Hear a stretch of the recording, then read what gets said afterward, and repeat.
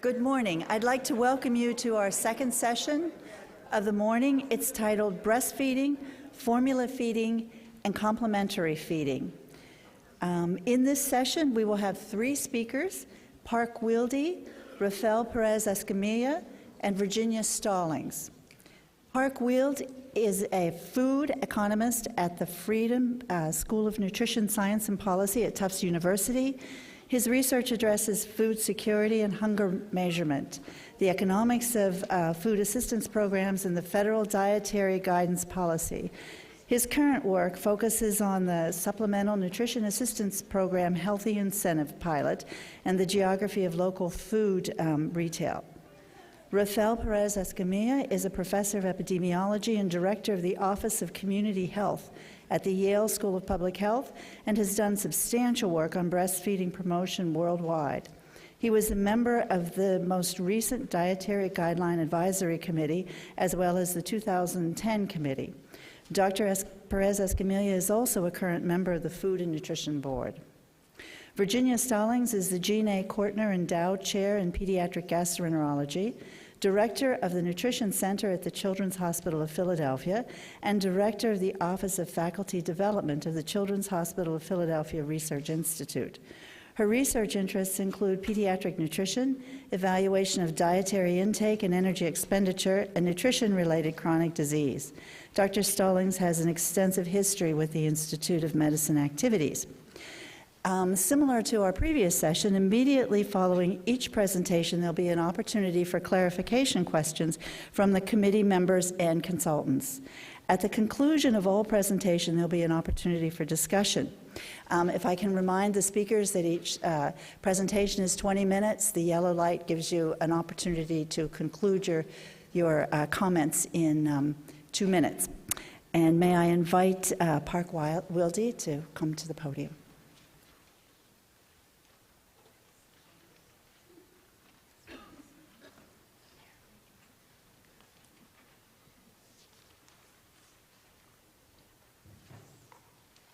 Great. It's terrific to be here to meet some colleagues working in the area of WIC research that I've been exchanging communication with for many years now, and some of whom I hadn't had a chance to meet in person. And so I'm glad to participate in discussing this important issue of the impact of the 2009 breastfeeding package changes on breastfeeding practices and behavior. I'll be presenting results from a report that was led by Apt Associates, for which, on behalf of the Friedman School, I was a subcontractor and also director of analysis, led by the Food and Nutrition Service, but comments that I make that don't appear in the report are not attributable to USDA. This was also published in the American Journal of Clinical Nutrition. The issue is that there had, for a long period, been a differential between WIC participant breastfeeding rates and non-WIC participant breastfeeding rates. There had been improvement in WIC breastfeeding rates over the years, but still this differential that led people to ask questions about under what circumstances is it wise or unwise to have a special part of the food package focused on infant formula. The same thing that even in this study, for example, even controlling for other observable explanatory variables. The WIC package options are a little complex, but for our purposes, it's easy to break them into just three main categories that apply to the mother-infant dyads: the full breastfeeding package, the partial breastfeeding package, in which the mother's breastfeeding, but there's some formula permitted, and the full formula package. As an economist, I can't help pointing out that the economics of these packages is important to know. When the Institute of Medicine made its recommendation some years ago that led to the WIC package revision, the analysis took into consideration what the value was of different WIC packages for the different decisions that a mother could make. So for example, on the left, you had what was then the current food package, now the previous food package. And you can see part of the concern was that because a partial breastfeeding mother could both breastfeed and get the advantage of the breastfeeding package for the mother and also the value of the infant formula, that from an economic perspective, it looked like the partial breastfeeding package was too advantageous, perhaps, relative to the fully breastfed package. And so some of the changes included enhancing the value of the fully breastfeeding package and reducing the value of the partial breastfeeding package in a couple ways through limits on how much infant formula could be provided in the partial breastfeeding package and some other changes. And so what you see is that the incentives were much improved after the change than before the change, and yet if you still look at the direction of the value, this change in the incentive was only to a matter of degree. It wasn't complete. You still see the value of the formula being very high, so that the formula packages still have a high value from an economic perspective.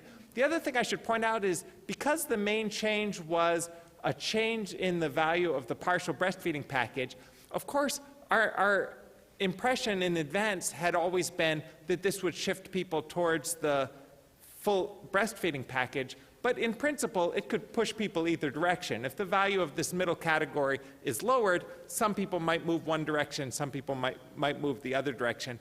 And this became clearer to us later than it did in advance. So the next few slides were joint work with colleagues at Apt Associates. In fact, some of this history has already been explained so well. The IOM made a set of recommendations in 2005, and then the package changes happened in 2009.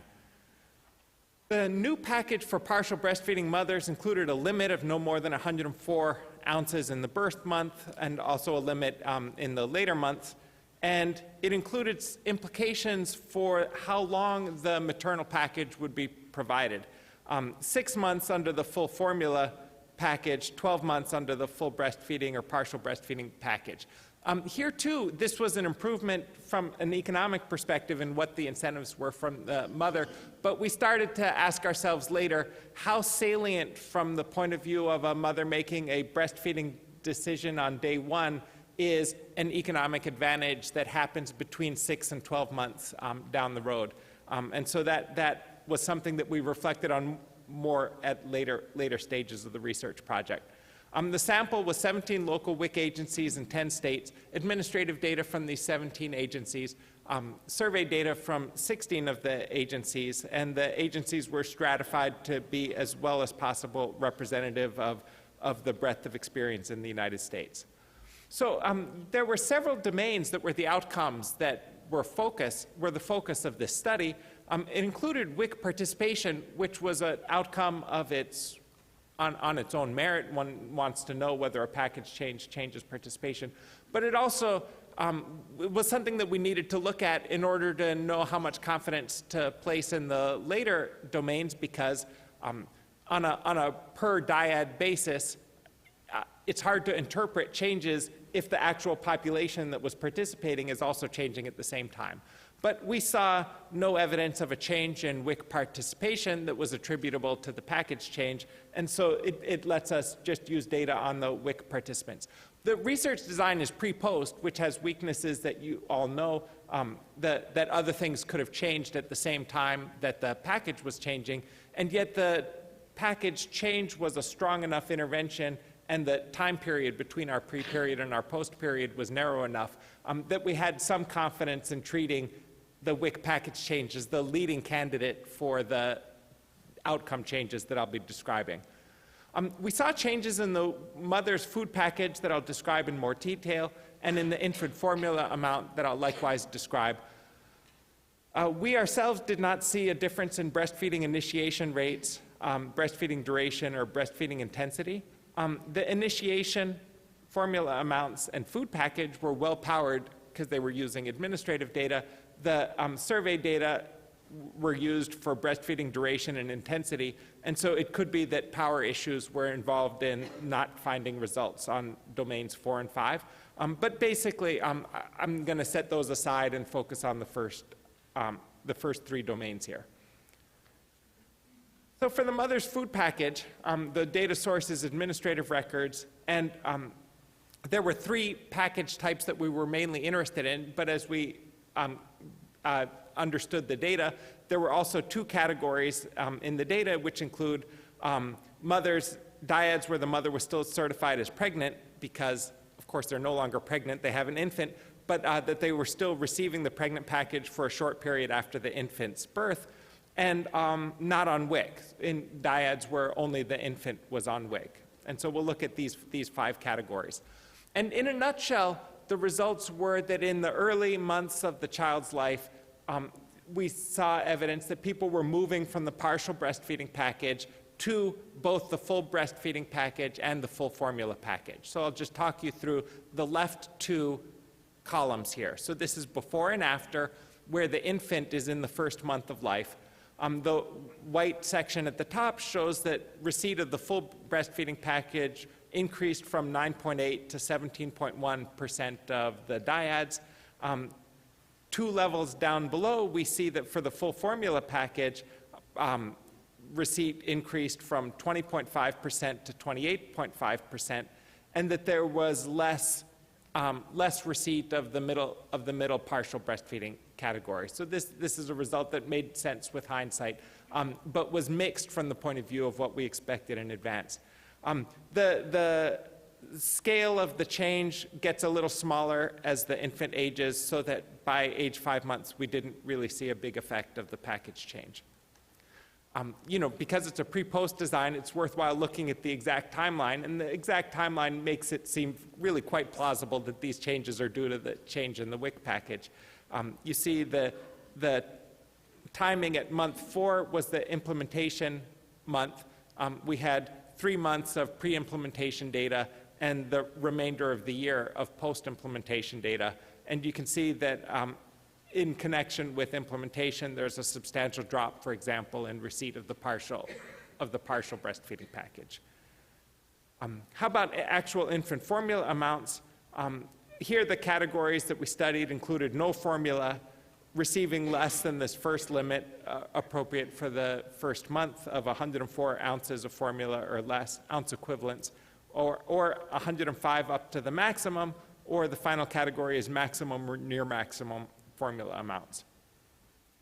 We saw the same pattern that we saw with the packages, so that receipt of no formula increased from about 12% to about 20%, and receipt of the maximum formula amount also increased slightly from 49% to 56%, and increase of the intermediate formula amounts decreased in connection with lower uptake of the partial breastfeeding package.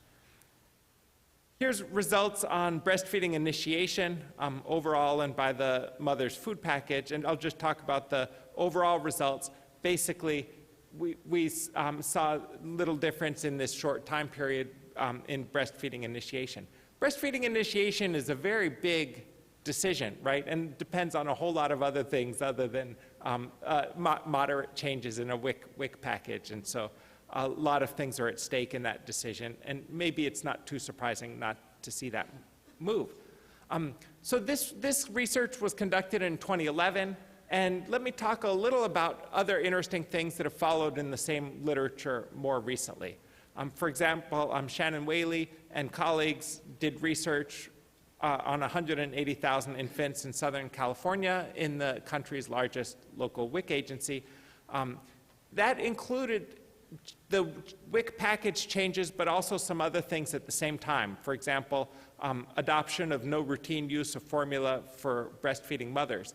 This was an option that was allowed when the WIC package was changed, was that local and state agencies could decide not to have routine use of formula at the mother's request for breastfeeding mothers.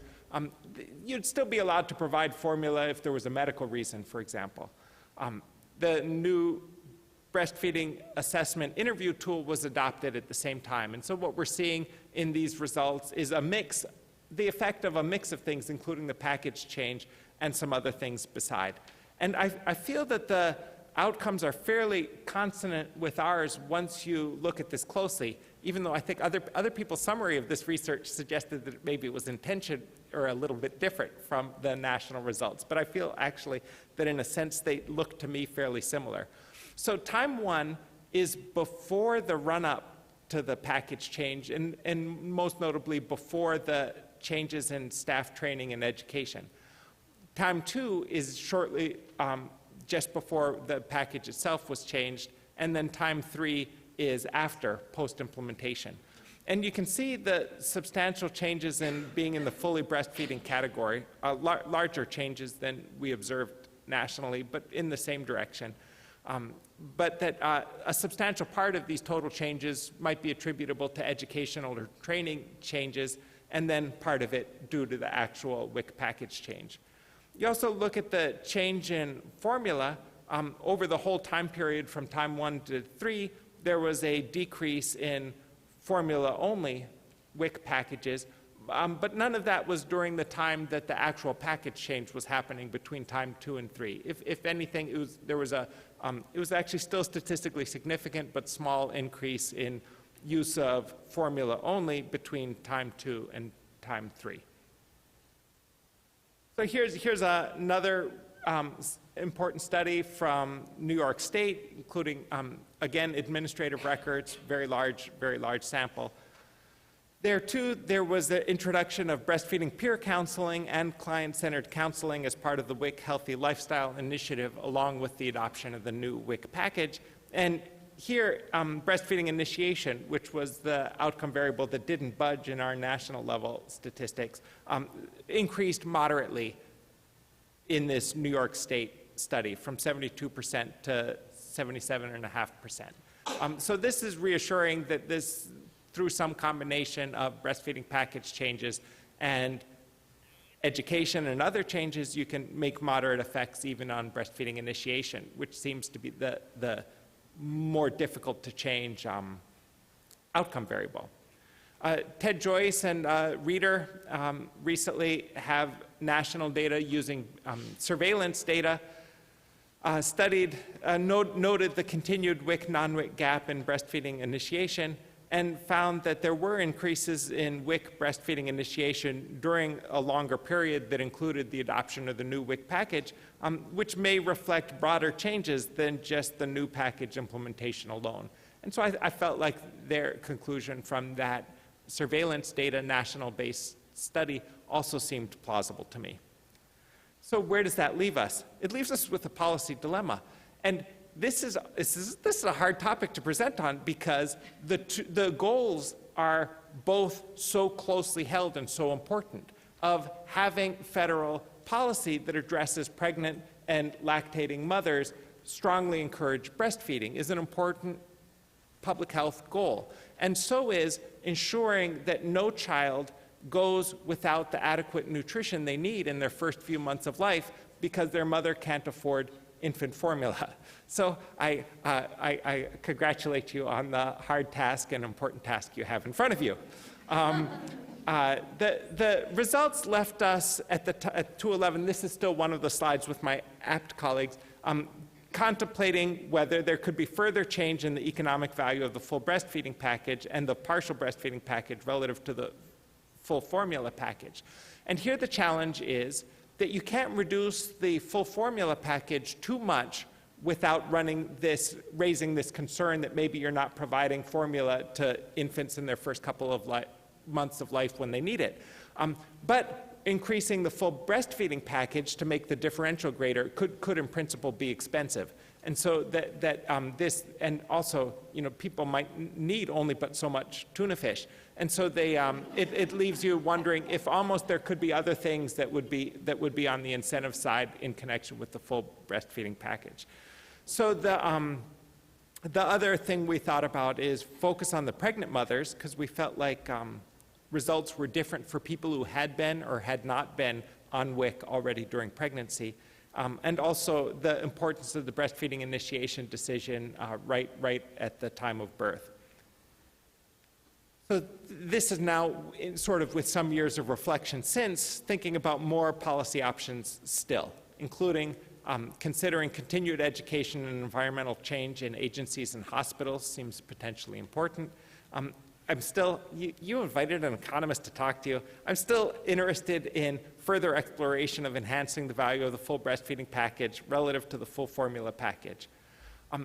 in thinking about what changes can you make without raising too much of this concern about not providing the infant formula that might be important, I think it's good not to innovate too much in a way that seems like taking risks, and yet instead thinking of this as a matter of building further, perhaps even stretching a little, building further on agency experience with not allowing routine provision of formula to breastfeeding mothers in the first month. This experience in some state and local agencies gives us a record on which to stand in order to explore what was the risks associated with that particular policy. There's a new study by colleagues at Mathematica that I only just read very recently and thought was terrific, that sort of enumerates what are the different practices that different states and different local WIC agencies have done all around the country. One of the practices that I didn't know a lot about is the use of breastfeeding incentives other than just the WIC package. So some places have had mostly either almost no value or small value incentives attached to encouraging breastfeeding initiation at the very first intake events. I think that's it. Thanks.